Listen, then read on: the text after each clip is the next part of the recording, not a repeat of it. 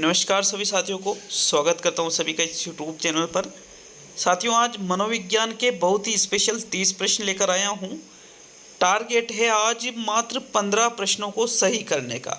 देखिएगा, अगर टारगेट 15 प्रश्नों को सही करने का रखा गया है, इसका सीधा सा मतलब है कि भाई पेपर आपका जो आज का पेपर है ये हार्ड लेवल का बनाया गया है। तो साथियों, इन पूरे 30 प्रश्नों में से यदि आपको 15 प्रश्न भी अगर एग्जैक्टली याद होते हैं तो बिल्कुल निश्चित रूप से आपकी तैयारी साइकोलॉजी की बहुत ही बेहतरीन है। 23-24 जुलाई को आपके रीट का एग्ज़ाम है, बहुत ही कम समय आपके पास बच रहा है, तो ऐसे प्रश्नों को हल करना आपके लिए बेहद ही उपयोगी है। ये जो पेपर है ये रीट लेवल 1 के लिए और लेवल 2 के लिए बेहद उपयोगी है साथियों। तो चलिए शुरू करते हैं। पहला प्रश्न देखेंगे। मनोविज्ञान के पूरे 30 प्रश्न लेकर आया हूँ और 30 प्रश्नों को ही करके जाना साथियों। तो चलिए पहला प्रश्न देख लेते हैं। देखिएगा, निम्न में से कौन सा सहकारी अधिगम से संबंधित नहीं है? इसके कई शैक्षिक लाभ है, इसमें कई सामाजिक लाभ है, इसके कई मनोवैज्ञानिक लाभ है, अमनोवैज्ञानिक लाभ है। यह बालक के सामाजिकरण में सहायक है। तो भाई बताओ, पहले क्वेश्चन का राइट आंसर कौन सा रहेगा? तो इसका राइट आंसर देख लेते हैं साथियों। राइट आंसर है इसके कई अमनोवैज्ञानिक लाभ है। भाई, सहकारी अधिगम से अमनोवैज्ञानिक लाभ थोड़ी होते हैं, मनोवैज्ञानिक लाभ होते हैं। इसलिए थर्ड विकल्प आपके प्रश्न संख्या 1 में सहकारी अधिगम से संबंधित नहीं है। थर्ड विकल्प आपके सही रहेगा प्रश्न नंबर 1 में। और एक, बालक के विकास के संदर्भ में कौन सा कथन सत्य है? विकास सतत प्रक्रिया नहीं है। विकास की गति बालक एवं बालिकाओं में एक समान होती है। विकास सामान्य से विशिष्ट की ओर अग्रसर होता है। विकास केवल आनुवांशिकी का परिणाम है। तो साथियों, विकास के संदर्भ में बात की जाए तो विकास एक सतत प्रक्रिया होती है, ये कथन आपका गलत है। विकास की गति बालक एवं बालिकाओं में एक समान नहीं होती है, अलग अलग होती है। थर्ड विकल्प जो है आपके क्या कह रहा है? थर्ड विकल्प कि भाई सामान्य से विशिष्ट की ओर अग्रसर होता है, तो ये बिल्कुल सही बात है। विकास का कैसे बढ़ता है? सामान्य से विशिष्ट की ओर। पहले बालक में सामान्य गुण विकसित होते हैं, फिर धीरे धीरे उनमें विशिष्टता आती जाती है। तो विकल्प नंबर 3 जो है ये बालक के विकास के संदर्भ में सत्य कथन है। बाकी आनुवांशिकी का ही परिणाम नहीं है, वातावरण का भी परिणाम होता है। आनुवांशिकी एवं वातावरण की अंतःक्रिया का परिणाम होता है, इसलिए फोर्थ विकल्प भी आपके गलत हो जाता है। तो तीसरा विकल्प आपके प्रश्न 2 में सही है। नेक्स्ट प्रश्न संख्या 3 पे आते हैं साथियों। सृजनात्मकता में मुख्य रूप से समाहित है तर्क, बहुविध चिंतन, एकीक चिंतन और इनमें से सभी। तो देखो, सृजनात्मकता का मतलब नवीनता या मौलिकता से लिया जाता है। नवीनता, मौलिकता, धारा प्रवाहिता, नमनीयता, लोचनीयता इत्यादि इसके प्रमुख गुण होते हैं। तो मुख्य रूप से सृजनात्मकता किसमें समाहित होती है? बहुविध चिंतन। बहुविध मतलब अलग अलग दृष्टिकोणों से किया गया चिंतन। जबकि एकीक चिंतन का संबंध किससे लिया जाता है साथियों? बुद्धि से लिया जाता है। तो आपके कौन सा विकल्प सही है? फिर दूसरा विकल्प आपके प्रश्न संख्या 3 में बिल्कुल सही रहेगा। कौन सा विकल्प? दूसरा विकल्प। तो चलिए आगे बढ़ेंगे प्रश्न संख्या 4 की ओर।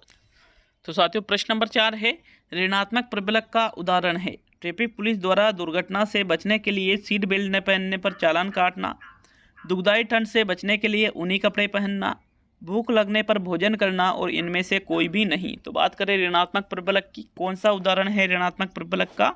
साथियों, आरबीएससी की किताब में ऋणात्मक और धनात्मक प्रबलक दोनों अच्छी तरह से दे रखे हैं। तो दुखदाई ठंड से बचने के लिए ऊनी कपड़े पहनना, ये यहाँ पर ऋणात्मक प्रबलक का उदाहरण रहेगा। विकल्प 2 ही सही माना जाएगा साथियों, ठीक है। किसी भी परिस्थिति में प्रथम, तीसरा सही नहीं माना जाएगा। तो चलिए आगे बढ़ेंगे प्रश्न संख्या 5 पर। तो साथियों, प्रश्न नंबर 5 आपसे पूछ रहा है, देखिएगा, बालक की अनुबंधित उद्दीपक के समान अन्य उद्दीपकों के प्रति अनुक्रिया की प्रवृत्ति है। तत्परता, अर्जन, सामान्यीकरण और विभेदन। बहुत ही ज़्यादा इंपॉर्टेंट क्वेश्चन है साथियों। क्वेश्चन की लैंग्वेज को समझ के उत्तर दीजिएगा। अच्छा प्रश्न है, एग्जाम में ज़्यादातर क्वेश्चन पूछे जाएंगे आपसे। यूँ मान के चलिए, अब आपके पास टाइम तो ज़्यादा शेष है नहीं, तो ऐसे टाइम में जो जो चीज़ें हैं, ऐसा नहीं है कि ऑब्जेक्टिव ही ऑब्जेक्टिव पढ़ रहे हो, रिवीजन करना बिल्कुल ही छोड़ दिया। तो रिवीजन करना भी ज़रूरी है। अभी आपके पास 13 दिन जो है, इसमें रिवीजन भी होना है और ऑब्जेक्टिव भी करने हैं, ठीक है। तो यहाँ पर 5वां जो प्रश्न है, इसमें जो सही आंसर है, बालक की अनुबंधित उद्दीपक के समान, मतलब जो उद्दीपक जिस उद्दीपक से बालक का अनुबंधन स्थापित हो रहा है अन्य उद्दीपकों के प्रति भी वैसी ही क्रिया यदि हो जाती है तो उसको उद्दीपक सामान्यीकरण के नाम से जाना जाता है। थर्ड विकल्प आपके प्रश्न संख्या 5 में सही है। नेक्स्ट आगे बढ़ेंगे प्रश्न संख्या 6 की ओर। तो चलिए छठे क्वेश्चन को देख लेते हैं। ये देखिएगा, विकास स्वतंत्र नहीं होता है बल्कि विकास के विभिन्न पक्ष एक दूसरे से जुड़े होते हैं। यह विचार किससे संबंधित है? एकीकरण सिद्धांत से, अंतःक्रिया सिद्धांत से, अंतः संबंध सिद्धांत से, निरंतरता सिद्धांत से। तो भाई निरंतरता सिद्धांत कहता है कि बालक का विकास एक निरंतर चलने वाली प्रक्रिया है जो आजीवन चलती रहती है, वो निरंतरता का सिद्धांत है। लेकिन यहाँ पर विकास स्वतंत्र नहीं हो रहा है बल्कि विकास के जो विभिन्न पक्ष है, अलग अलग जो विकास के पक्ष होते हैं, कई सारे पक्ष है, सभी को पता होना चाहिए, जैसे शारीरिक, मानसिक वगैरह, सामाजिक सभी चीजें है ना, ये एक दूसरे से जुड़ी होती है। ठीक है, तो अंतः संबंध का सिद्धांत इसको हम कहते हैं। थर्ड विकल्प आपके प्रश्न संख्या 6 में सही है। नेक्स्ट आगे बढ़ेंगे प्रश्न नंबर 7 की ओर। तो देखो अंतःक्रिया का जो सिद्धांत है इसमें तो क्या होता है, वातावरण और वंशानुक्रम के मध्य अंतःक्रिया होती है। नेक्स्ट प्रश्न नंबर 7, निम्न में से कौन सा एक संवेग है? उत्तेजना, स्मृति, ध्यान और डर। तो देखो संवेग की बात यहाँ पर की जा रही है कि भाई संवेग कौन सा है इनमें से। तो साथियों एक ही संवेग दे रखा है और वो कौन सा दे रखा है इन्होंने है, डर। डर जिसको भय नाम से भी जाना जाता है, भय नाम से ही हम पढ़ते हैं किताबों में, तो लेकिन भय का ही पर्याय क्या है, डर है। तो मतलब ये भी क्या है, एक संवेग है। ध्यान, स्मृति, उत्तेजना तीनों ही संवेग नहीं होते हैं। फोर्थ विकल्प आपके 7वें प्रश्न में सही रहेगा। नेक्स्ट प्रश्न नंबर 8, लेकिन वापस याद दिला दो, कल सुबह कितनी बजे? 7 बजे, सभी याद रखिएगा। 150 प्रश्नों का टेस्ट है, बहुत ही ज़्यादा मेहनत करके, यूँ मान लो पूरा दिन भर लगने वाला है, तो फिर आइएगा जरूर आप सुबह 7 बजे कल। देखो एनसीएफ 2005 के बारे में असत्य कथन नहीं है। एनसीएफ 2005 का प्रमुख लक्ष्य छात्रों द्वारा पाठ्यचर्या का निर्माण करना है। प्रमुख सूत्र भार सहित अधिगम है। पाठ्यचर्या के बारे में विस्तृत विवरण दिया है। बालक निष्क्रिय रूप से ज्ञान का निर्माण करता है। तो बताओ भाई कौन सा विकल्प यहाँ पर एनसीएफ 2005 के बारे में असत्य आपको नहीं लग रहा है? असत्य कथन नहीं है। ठीक है, इस नहीं शब्द पर हम गोला लगा देते हैं कि भाई असत्य कथन कौन सा नहीं है, असत्य कथन नहीं है, ये देखना है। तो देखो पहला विकल्प क्या कह रहा है, एनसीएफ 2005 का प्रमुख लक्ष्य छात्रों द्वारा पाठ्यचर्या का निर्माण करना है। तो भाई छात्रों द्वारा थोड़ी पाठ्यचर्या का निर्माण किया जाता है, ये गलत हो गया। फिर आपके प्रमुख सूत्र भार सहित अधिगम, तो भार सहित अधिगम नहीं है साथियों, बिना भार के अधिगम है, ये भी क्या हो गया, गलत हो गया। पाठ्यचर्या के बारे में विस्तृत विवरण दिया था, हाँ ये सही लग रहा है। और बालक निष्क्रिय रूप से ज्ञान का निर्माण करता है, तो भाई निष्क्रिय रूप से ज्ञान का निर्माण नहीं करता है बल्कि सक्रिय रूप से करता है, तो फिर ये भी क्या हो गया आपके, गलत हो जाता है। तो थर्ड विकल्प आपके प्रश्न संख्या 8 में सही रहेगा। नेक्स्ट प्रश्न संख्या 9 पे आते हैं। नौवां क्वेश्चन गायब है क्या? हाँ यार, एक क्वेश्चन में मिस्टेक हुई है टाइपिंग में। तो देखो 10वां क्वेश्चन है, एकाधिक बुद्धिमानी का सिद्धांत कहता है कि, क्या कहता है एकाधिक बुद्धिमानी का सिद्धांत? बुद्धि का विशेष प्रशिक्षण से बढ़ावा दिया जा सकता है। बुद्धि कई प्रकार की हो सकती है। बुद्धि वंशानुक्रम प्रदत्त योग्यता है जो वातावरण में समायोजन से संबंध रखती है। और बुद्धि मानसिक प्रक्रिया है। तो बताइए भाई कौन सा विकल्प आपके प्रश्न संख्या 10 में सही रहेगा? देखिएगा सही अगर आंसर का चयन करें यहाँ पर तो एकाधिक का मतलब एक से अधिक, बुद्धिमानी मतलब एक से अधिक बुद्धि की बात की जा रही है, तो यहाँ बुद्धि कई प्रकार की हो सकती है, ये सिद्धांत ऐसा कहता है। सेकंड विकल्प आपके 10वें प्रश्न में सही है। नेक्स्ट प्रश्न संख्या 11 को देखेंगे साथियों। तो चलिए 11वें क्वेश्चन की ओर बढ़ते हैं। आपके प्रश्न संख्या 11, आभासी अनुभव किसके माध्यम से बेहतर दिया जा सकता है? प्रतिमान के माध्यम से, क्षेत्र भ्रमण के माध्यम से, स्वयं करके सीखने का अनुभव और संगणक के माध्यम से। तो विधेय यहाँ पर समझने वाली चीज़ है, अगर एक बार मैं समझा दूंगा तो आराम से आप समझ जाओगे। आभासी अनुभव, आभासी मतलब जिनको हम आभासी रूप में ही सीखते हैं, वास्तविक रूप में नहीं होता है वो हमारे पास, हम उसको महसूस करते हैं, हम उसको देखते हैं, हम उसको महसूस करते हैं। जैसे ताजमहल का आप फोटो देख रहे हो तो वो क्या है, एक आभासी है। लेकिन यहाँ सबसे बेस्ट विकल्प कौन सा रहेगा फिर? संगणक, मतलब कंप्यूटर से संबंधित जो ज्ञान हम ग्रहण करते हैं कंप्यूटर के माध्यम से, वो आभासी अनुभव के अंतर्गत आता है। फोर्थ विकल्प आपके 11वें क्वेश्चन में सही है। जैसे कंप्यूटर से ज्ञान ग्रहण कर रहे हो, टीवी से ज्ञान ग्रहण कर रहे हो, मोबाइल से ज्ञान ग्रहण कर रहे हो, साथियों ये चीज़ें क्या है, आभासी अनुभव के अंतर्गत आ जाती है। फोर्थ विकल्प आपके 11वें क्वेश्चन में सही है, संगणक का मतलब कंप्यूटर से लिया जाता है। तो चलिए आगे बढ़ेंगे प्रश्न संख्या 12 की ओर। 12वां क्वेश्चन आपके है, स्वयं तथा दूसरों की अनुभूतियों एवं भावों को देखना, समझना व विभेदन करने की योग्यता कहलाती है। व्यवहारिक बुद्धि, संवेगात्मक बुद्धि, आध्यात्मिक बुद्धि और इनमें से कोई भी नहीं। तो देखो, स्वयं मतलब खुद की बात की जा रही है, तथा दूसरों मतलब सामने वालों की। तो उनकी जो अनुभूतियां हैं, खुद की अनुभूतियां हैं, उनके जो भाव है, इनको आप देखकर यदि समझ रहे हो, उसमें विभेद करने की क्षमता रखते हो, तो साथियों ये चीज़ें हमारी संवेगात्मक बुद्धि से संबंधित होती है। विकल्प नंबर आपका 2 सही है प्रश्न संख्या 12 में। नेक्स्ट प्रश्न संख्या 13 पे आते हैं। तो चलिए 13वें क्वेश्चन को देख लेते हैं। आपके प्रश्न संख्या 13 है, निम्न में से कौन सी अप्रभुत्ववादी अनुदेशनात्मक आव्यूह का प्रकार नहीं है? योजना विधि, व्याख्यान विधि, करके सीखना और क्रिया आधारित प्रदर्शन। वीडियो को रोक के आप देख भी सकते हो कि भाई कौन सा विकल्प इसमें सही रहेगा, और फिर वीडियो को चला करके अपना मूल्यांकन कर सकते हो साथियों। तो 13वां क्वेश्चन बहुत ही शानदार क्वेश्चन है। क्वेश्चन की भाषा को समझोगे तो उत्तर आसानी से दे दोगे, क्वेश्चन की भाषा को नहीं समझा तो उत्तर देने में कठिनाई आएगी साथियों। देखो, दो चीजें होती है, एक तो होती है प्रभुत्ववादी अनुदेशनात्मक आव्यूह है, और एक है अप्रभुत्ववादी अनुदेशनात्मक आव्यूह है। तो प्रभुत्ववादी अनुदेशनात्मक आव्यूह में जो विधियां हैं वो किस पर आधारित होती है साथियों? वो विधियां शिक्षक पर आधारित होती है। तो यहाँ पर अप्रभुत्ववादी की बात की जा रही है, मतलब छात्र पर आधारित अनुदेशनात्मक आव्यूह का प्रकार नहीं है। छात्र पर आधारित विधि का प्रकार कौन सा नहीं है? व्याख्यान विधि नहीं है साथियों, क्योंकि क्रिया आधारित जो प्रदर्शन किया जाता है, क्रिया आधारित, ठीक है, करके सीखना जिसमें ये होता है, योजना विधि जो है ये प्रभुत्ववादी अनुदेशनात्मक आव्यूह का प्रकार नहीं है। ये किसका है? अप्रभुत्ववादी का।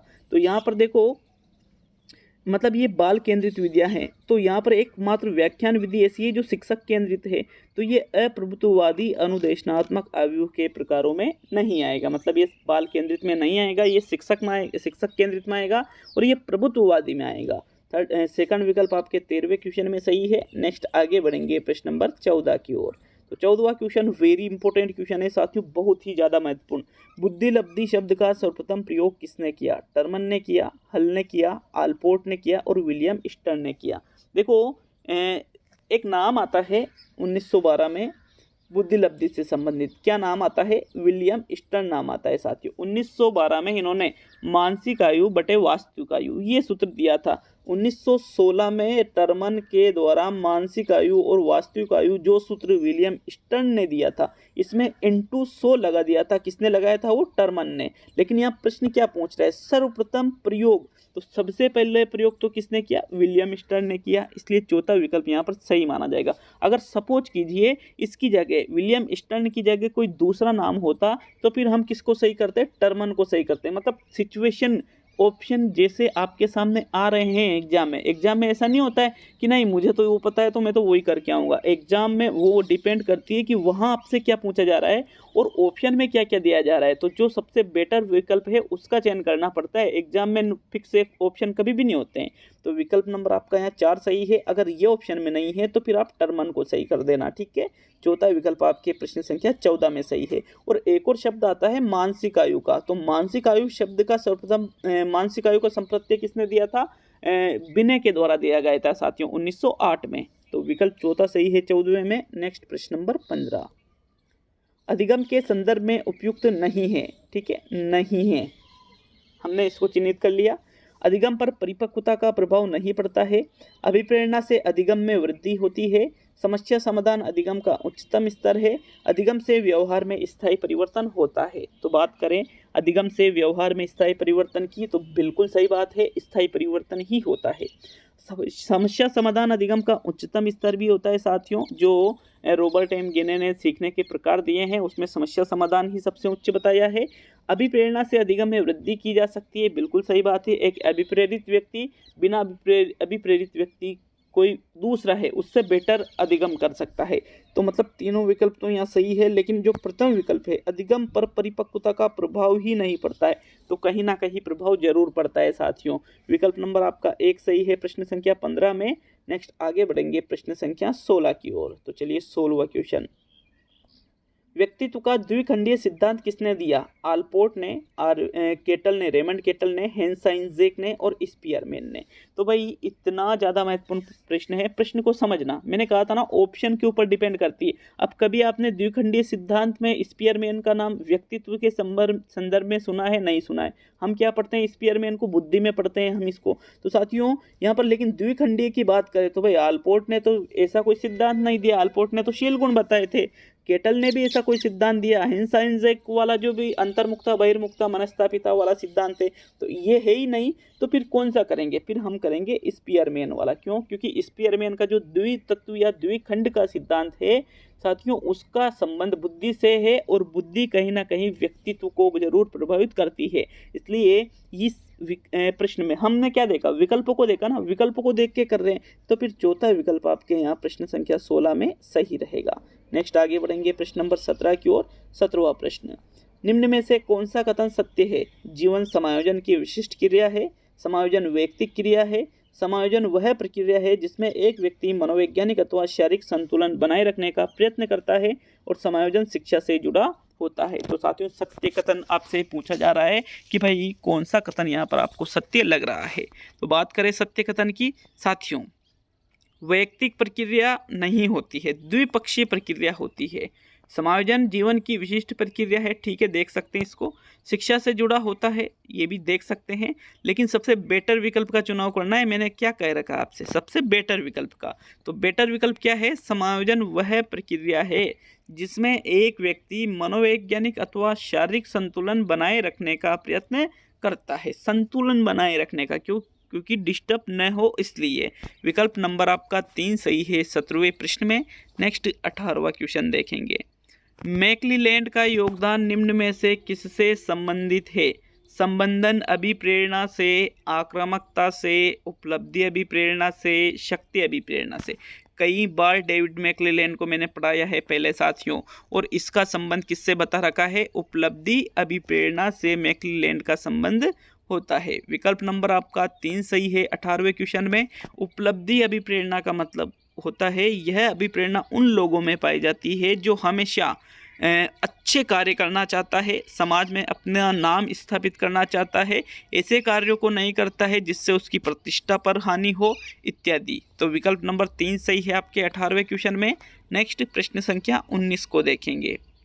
अर्थपूर्ण अधिगम को परिभाषित नहीं किया जा सकता है। विविधता की अपेक्षा करके शिक्षण की मानक विधि को अपनाना, अधिगमकर्ताओं से बातचीत करके उनकी समस्याओं को सुलझाना, छात्रों को अपने मनोभावों एवं अभिप्रेरणाओं को अव्यवस्थित करने हेतु सहायता देना, और इनमें से सभी।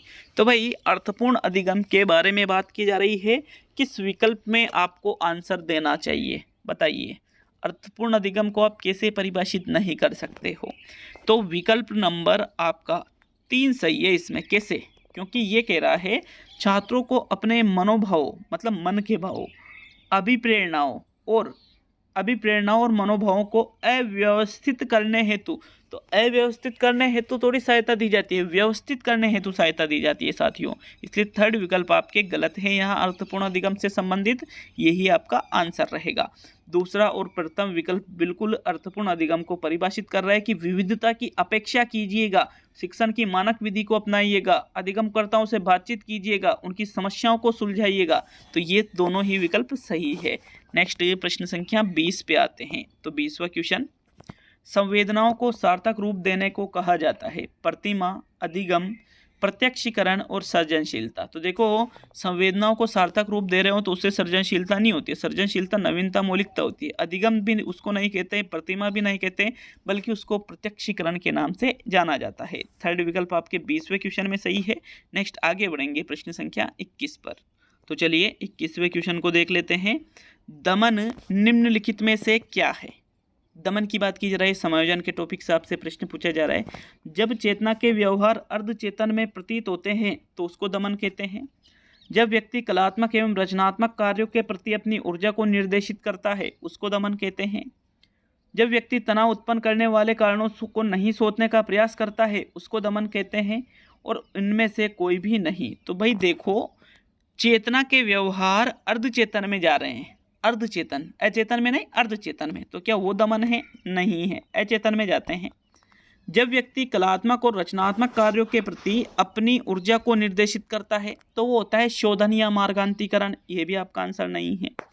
जब व्यक्ति तनाव उत्पन्न करने वाले कारणों को नहीं सोचने का प्रयास करता है, मतलब जो कारण उसका तनाव उत्पन्न करते हैं उनको वो भूल चुका है, अब उनको वो नहीं सोचना चाहता है, मतलब ये क्या है, दमन है साथियों। विकल्प नंबर आपका 3 सही है 21वें क्वेश्चन में। नेक्स्ट आगे बढ़ेंगे प्रश्न संख्या 22 की ओर। तो चलिए 22वें क्वेश्चन को देखते हैं। आनुवांशिकता का वास्तविक निर्धारक होता है जीन्स, गुणसूत्र, न्यूरॉन और कोश शरीर। तो देखो वास्तविक निर्धारक के बारे में पूछा जा रहा है साथियों। चारों ही विकल्प आपको हो सकता है सही लग रहे हो, लेकिन क्या करना है, बेटर विकल्प का चयन करना है। तो फिर आपका जो राइट आंसर है, आनुवांशिकता का वास्तविक निर्धारक क्या होता है, जीन्स होता है, जिससे ये निर्धारण किया जाता है कि भाई बालक में कौन कौन से गुण उत्पन्न होंगे, ये चीज़ें जीन्स के माध्यम से होती है। तो प्रथम विकल्प आपके 22वें क्वेश्चन में सही है। नेक्स्ट आगे बढ़ेंगे प्रश्न नंबर 23 की ओर। तो 23वां क्वेश्चन बहुत ही अच्छा क्वेश्चन है, समझना और फिर उत्तर देना। एक पुरुष किसी ऐसी महिला से विवाह नहीं करना चाहता है जिसे घरवाले पसंद करते हैं। उस व्यक्ति के अंदर द्वंद्व का कौन सा रूप होगा? उपागम उपागम द्वंद्व, परिहार परिहार द्वंद्व, उपागम परिहार द्वंद्व और परिहार उपागम द्वंद्व।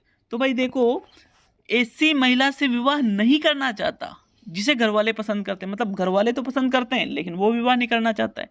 तो उपागम उपागम तो ये होगा ही नहीं, क्योंकि वो उपागम में वो खुद नहीं चाहता है, तो ये नहीं होगा। परिहार परिहार नहीं होगा क्योंकि वो नहीं चाहता, लेकिन चाहते कौन है, घर वाले, तो ये भी गलत है। उपागम परिहार इसलिए नहीं होगा क्योंकि पहले वो नहीं चाह रहा है, घर वाले चाह रहे हैं, ये बाद में है। तो फिर पहले तो परिहार आएगा और फिर उपागम आएगा साथियों। विकल्प नंबर आपका जो 4 है इस क्वेश्चन में, यही आपका सही आंसर रहेगा, चौथा विकल्प। ठीक है, आगे बढ़ेंगे प्रश्न नंबर 24 की ओर। तो चलिए 24वें क्वेश्चन को देखते हैं। संवेग के किस सिद्धांत, एक सेकंड रुकिएगा, देखिएगा प्रश्न नंबर 24 को, संवेग के किस सिद्धांत को केंद्रीय सिद्धांत के नाम से जाना जाता है? जेम्स लांजे सिद्धांत या जेम्स लेंगे सिद्धांत भी कहते हैं, संज्ञानात्मक मूल्यांकन सिद्धांत, कैनन बार्ड सिद्धांत और स्केक्टर सिंगर सिद्धांत। चारों ही सिद्धांत यहाँ पर संवेग से संबंधित है साथियों। तो कौन सा सिद्धांत यहाँ केंद्रीय सिद्धांत के नाम से जाना जाता है? कैनन बार्ड सिद्धांत को हम केंद्रीय सिद्धांत के नाम से जानते हैं साथियों। विकल्प नंबर आपका 3 सही है 24 में। नेक्स्ट प्रश्न संख्या 25 को देखते हैं। तो 25वां प्रश्न, एनोरेक्सिया नर्वोसा व क्षुब्धशीलता या बुलिमिया जैसे विकार कौन सी अवस्था में सामान्यतः अधिक पाए जाते हैं? शैशवावस्था में, बाल्यावस्था में, किशोर अवस्था में और प्रौढ़ अवस्था में। तो नाम दोनों का ही सुन रखा होगा। देखिए बुलिमिया में क्या होता है, व्यक्ति ज़्यादा खा जाता है। एनोरेक्सिया नर्वोसा में क्या होता है साथियों, व्यक्ति कम खाता है। दोनों ही भोजन से संबंधित विकार है। तो यहाँ पर राइट आंसर क्या रहेगा, किशोर अवस्था। ये दोनों ही चीज़ें किशोर अवस्था में ज़्यादा पाई जाती है। ठीक है, थर्ड विकल्प आपके 25वें क्वेश्चन में सही है। तो चलिए आगे बढ़ेंगे प्रश्न संख्या 26 पर। 26वां क्वेश्चन, प्रतिक्रिया के विलुप्त होने के बाद वह कुछ समय बाद पुनः प्रकट होती है, इसे कहते हैं अनुकूलन, प्रत्याशा की जांच, स्वतः पुनर्लाभ, विलोपन, पुनः प्राप्ति। तो देखिएगा, प्रतिक्रिया के विलुप्त होने के बाद मतलब जो अनुबंधन है वो विलुप्त हो चुका है, कुछ समय बाद पुनः प्रकट होना, तो मतलब अनुबंधन वापस आया है, तो उसको स्वतः पुनः प्राप्ति कहते हैं। लेकिन यहाँ पर स्वतः पुनः प्राप्ति नहीं दिख रहा है, तो पुनः प्राप्ति को पुनर्लाभ के नाम से भी जाना जाता है। अतः स्वतः पुनर्लाभ आपका राइट आंसर रहेगा। विलोपन पुनः प्राप्ति नहीं होगा साथियों, विलोपन पुनः प्राप्ति उसको नहीं कहते हैं, स्वतः पुनः प्राप्ति कहते हैं। विकल्प नंबर आपका 3 सही है 26वें प्रश्न में। नेक्स्ट प्रश्न नंबर 27, एक छोटा बच्चा फूला हुआ गुब्बारा पकड़ता है जो तीव्र ध्वनि के साथ उसके हाथों में फट जाता है। बच्चा डर जाता है। अब अगली बार उसे गुब्बारा पकड़ाया जाता है तो उसके लिए यह तीव्र ध्वनि का संकेत बन जाता है और भय की अनुक्रिया उत्पन्न करता है। इसमें कौन सा सिद्धांत उपयुक्त हो रहा है? तो क्रिया प्रसूत अनुबंधन का सिद्धांत कहेंगे, प्राचीन अनुबंधन का सिद्धांत कहेंगे, प्रेक्षणात्मक अधिगम का सिद्धांत कहेंगे, संज्ञानात्मक अधिगम का सिद्धांत कहेंगे। हमेशा याद रखिएगा, डर को स्थापित करने में और डर को दूर करने में, डर को दूर करना हो या डर को स्थापित करना हो, दोनों ही जगह प्राचीन अनुबंधन का सिद्धांत आ रहा है। यहाँ पर डर स्थापित किया जा रहा है साथियों, तो विकल्प नंबर आपका जो 2 है प्राचीन अनुबंधन, ये ही आपका सही आंसर है। सेकंड विकल्प आपके 27 में सही है। नेक्स्ट प्रश्न संख्या 28 को देखेंगे। तो चलिए 28वें क्वेश्चन की ओर। सिद्धांत जो सीखने से संबंधित नहीं है, प्रयत्न एवं त्रुटि का सिद्धांत, संबंधन सिद्धांत, अंतर्दृष्टि सिद्धांत, क्रियात्मक सिद्धांत। तो भाई देखो, जो सीखने से संबंधित सिद्धांत कौन सा नहीं है, आपके अधिगम के सिद्धांतों में प्रयास एवं त्रुटि का थांडाइक वाला आता है, आपके अंतर्दृष्टि का आता है, संबंधन सिद्धांत इसी में आता है, लेकिन क्रियात्मक सिद्धांत आपके अधिगम के सिद्धांतों में नहीं आता है। इसलिए फोर्थ विकल्प आपके 28 में सही है। नेक्स्ट प्रश्न नंबर 29, सेकंड लास्ट क्वेश्चन देख लेते हैं क्या पूछा जा रहा है। वीडियो अच्छा लगे तो एक लाइक जरूर कीजिएगा। घरों में बच्चे अपनी मां के न रहने पर मिठाई के लिए उस स्थान को खोजने का कार्य करते हैं जहां जार में मिठाई छुपा कर रखी गई है और मिठाई खा लेते हैं। किस सिद्धांत को ये प्रदर्शित किया जा रहा है? क्रिया प्रसूत अनुबंधन का सिद्धांत, प्राचीन अनुबंधन का सिद्धांत, गेस्टाल्टवाद का सिद्धांत और कर्मिक अधिगम का। तो भाई कर्मिक अधिगम तो इसमें बताया नहीं जा रहा है, प्राचीन अनुबंधन भी इसमें नहीं हो रहा है क्योंकि अनुबंधन स्थापित प्राचीन रूप से नहीं है, प्राचीन अनुबंधन रूप से। गेस्टाल्टवाद भी नहीं है, बल्कि क्रिया प्रसूत अनुबंधन सिद्धांत का यह उदाहरण है, स्किनर वाला। प्रथम विकल्प 29वें क्वेश्चन में सही है। अब आज का अंतिम और 30वां क्वेश्चन देख लेते हैं साथियों। लेकिन निःशुल्क एवं अनिवार्य शिक्षा का अधिकार अधिनियम 2009 में अनिवार्य शब्द का अर्थ है केंद्र सरकार दाखिले, उपस्थिति और प्रारंभिक शिक्षा की पूर्णता को सुनिश्चित करेगी। उचित सरकारें दाखिले, उपस्थिति और प्रारंभिक शिक्षा की पूर्णता को सुनिश्चित करेगी। दंडात्मक कार्य से बचने के लिए अपने बच्चों को विद्यालय भेजने के लिए अभिभावकों पर अनिवार्य रूप से जोर डाला जाएगा। अनिवार्य शिक्षा शस्त्र परीक्षण के माध्यम से प्रदान की जाएगी। तो साथियों, RT 2009 के संबंध में जो अनिवार्य शब्द है इसका मतलब किससे लिया जाता है, बताइएगा प्रश्न संख्या 30 में सही आंसर। तो देखते हैं कौन सा आंसर आपका सही है। विकल्प नंबर 2, उचित सरकारें, जो भी सरकार जिस टाइम पे रहेगी वो दाखिले करना, उपस्थिति, प्रारंभिक शिक्षा की पूर्णता, इस चीज़ को सुनिश्चित करने का कार्य करेगी। सेकंड विकल्प आपके 30वें क्वेश्चन में सही है। तो आज का ये टेस्ट पूरा हुआ साथियों।